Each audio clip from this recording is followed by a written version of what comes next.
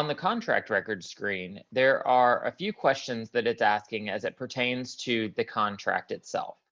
The executed contract date would be the date of the last signature and when it gets returned back to the buyer's agent.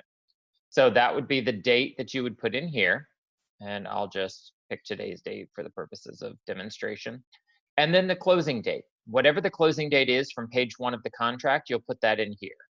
I'll just say January 1st of 2020.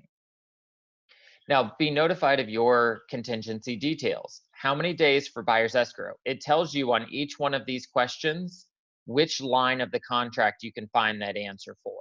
So for escrow, I'll just say it was 3 days. For an inspection period would be 15, and for written loan approval would be 30. Now, we've got 3 other questions down here at the bottom. What was the lead source of your sale? If it was something the office had provided to you, if you had gone to the Saturday morning prospecting and got some leads or things like that, you would choose office. For anything else, if it's a client that came to you through your own work, your own means, you're going to select other. Is this transaction for the purchase or sale of your primary residence? This is not asking if the buyer is going to use it as their primary residence. This is asking you as the agent, is this your home that you are buying or selling? If it's not, then you're going to say no.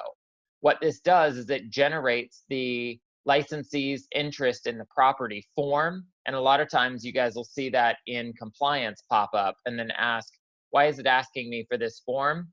Because you selected here that you were selling your primary residence. And so it's telling you that you need that form. And then, is this a for sale by owner transaction, yes or no? In most cases, it'll be no, but in the event that it is, just say yes.